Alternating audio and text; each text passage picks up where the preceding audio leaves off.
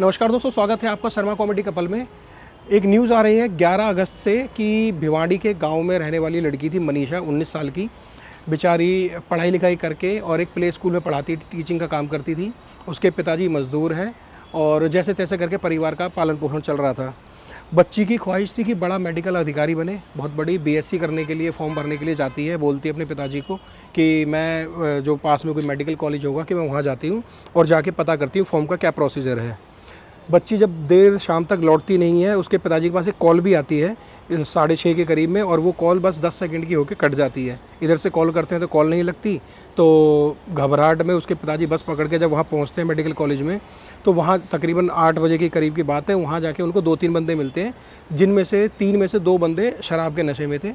तो उनको कुछ आशंका हुई कि भाई कहीं ऐसा ना हो कि मेरी बेटी यहाँ आई है और उसके साथ कुछ गलत ना हुआ हो।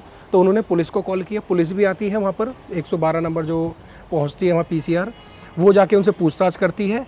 और जबकि उसके पिताजी ने ये भी कहा था कि आप यहाँ के मेडिकल जो कॉलेज है यहाँ के सीसीटीवी आप खंगालिए, इनसे पूछिए, हो सकता है तभी मेरी बेटी का कुछ पता पड़ पाएगा।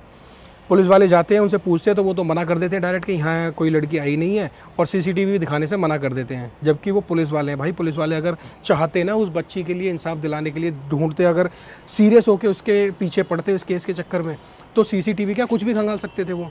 लेकिन उन्होंने सोचा मजदूर है, एक आम पब्लिक है, आम पब्लिक क्या ही कुछ कर लेगी, और उनके लिए आम पब्लिक की तो कोई वैल्यू होती नहीं है जब तक कि कोई रसूखदार नेता या बड़ा पैसे वाला ना पहुँचे। उन्होंने बोला तुम घर जाओ, घर जाके देखना और वहाँ के थाने में रिपोर्ट दर्ज कराना, अपने गांव के जो भी एरिया लगता होगा। तो लड़की के पिताजी ने ये बताया कि वहाँ के जो पुलिस वाले हैं, जब वो रिपोर्ट दर्ज कराने गए थे, एफआईआर वगैरह लिखाने गए थे, पुलिस वाले ये कह रहे थे कि भाई आपकी बेटी कहीं चली गई होगी, पार्टी वार्टी करने, पिकनिक मनाने गई होगी, हो सकता है जल्दी आ जाएगी और हो सकता है शादी का कार्ड लेके आए साथ में। ये ऐसी मानसिकता होगी इन पुलिस वालों की ना, कि कोई भी गरीब की बेटी, गरीब का बेटा, कोई भी गरीब इंसान अगर लापता होता है तो उसके बारे में ये लोग ये सोच रखते हैं। इसके बदले मैंने जैसे कि आपको पहले बताया, अगर कोई पैसे वाला होता या कोई तगड़ा नेता होता तो हो सकता है ये उसका कुत्ता भी ढूंढने निकल जाता। इंसान तो बहुत बड़ी बात है। खैर 12 तारीख के बाद, 12 या 13 में ही शायद उसकी मिलती है। कहीं से पुलिस को कॉल आती है कि भाई एक बॉडी पड़ी है यहाँ पे खेतों में। पुलिस जब जाती है वो देखती है तो लास्ट पूरा चेहरा ना उस बॉडी का इतना ज़्यादा मतलब बिगाड़ दिया गया था, एसिड से जलाया गया था, पूरा गर्दन काटी हुई थी। और जब पुलिस ने कॉल करी, उनके पिताजी को भी बताया कि भाई आप जाके देख लो, क्योंकि उनकी मिसिंग रिपोर्ट आ रखी थी। तो उन्होंने कपड़ों से और उसकी हालत से पहचान लिया कि हाँ ये उनकी बेटी है। ये बात है 12-13 तारीख की, और आज हम 18 तारीख में हैं। 18 तारीख तक भी उन कातिलों का, जिन्होंने उस बेचारी बच्ची की हत्या करी और उसके साथ दुष्कर्म भी किया था, उनका आज तक कोई सुराग नहीं है। सोचो, 1 हफ्ता निकल चुका है, किसी एक बच्ची की मौत हो गई, उसका पहले तो लापता होती है, फिर उसकी डेड बॉडी ऐसे इस हालत में मिलती है।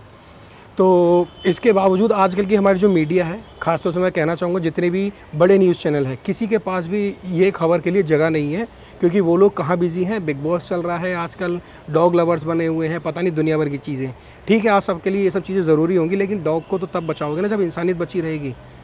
और आजकल के इन्फ्लुएंसर्स आप देखेंगे, जितने भी इन्फ्लुएंसर्स मैंने देखे हैं, किसी इन्फ्लुएंसर की स्टोरी नहीं आ रही है। बहुत कम लोग हैं जो इसके बारे में बोल रहे हैं। लेकिन मेरी आप लोगों से रिक्वेस्ट है, वीडियो बनाने का मकसद सिर्फ यही है कि उस बच्ची को इंसाफ मिले आप लोगों में, क्योंकि आप लोग देश के कोने कोने से जो भी लोग देख रहे हैं वीडियो, आप प्रेशर बनाइए सरकार के ऊपर, पुलिस वालों के ऊपर, प्रशासन के ऊपर, कि इस केस को बहुत ही ज़्यादा सीरियस तरीके से लिया जाए और उस बच्ची को और उसके परिवार को इंसाफ मिले। आजकल के लोग जो इतने आजकल की चकाचौंध में डूब चुके हैं, आजकल देखा होगा आपने, लड़कियां, जहां कई बार लड़कियों को क्रिटिसाइज़ किया जाता है, सोशल मीडिया पर आती हैं और उल्टे सीधी वीडियोस बनाती, वो सब चीज़ें करती हैं। ठीक है, मैं उस बारे में अभी कुछ नहीं कहना चाहता, लेकिन जहां एक बेटी बेचारी अपने परिवार का पालन पोषण कर रही थी और वो इतने बड़े बड़े सपने थे उसके कि वो मेडिकल अधिकारी बने, मेडिकल ऑफिसर बनेगी वो, जैसा कि उसके पिताजी ने बताया। उसके पिताजी मजदूर थे और अपने अभी से ही वो अपने पिताजी का हाथ बटा रही थी। अब कोई प्ले स्कूल में पढ़ाती थी वो। तो कम से कम ऐसी बच्चियों को तो इंसाफ मिलना चाहिए कि कल को कोई और बच्ची बाहर खुशी से और अपने आप को सेफ़ फील करके बाहर निकल सके।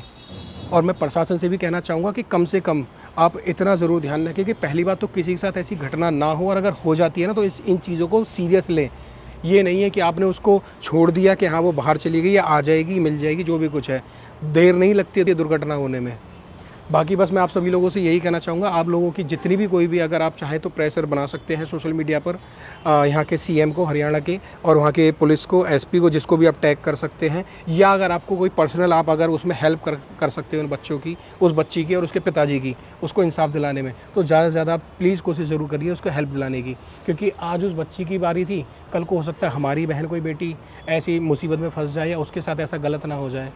क्योंकि हमें जो एक देश बनाना है ना, हमें एक अच्छा सुरक्षित, और सबसे पहली बात तो है कि हमें ना सुरक्षित और अच्छा माहौल पेश करना है बच्चियों के लिए, बच्चों के लिए। बाकी चीज़ें तो खैर होती रहेंगी बाद में, जो आजकल चल रहा है सोशल मीडिया पे।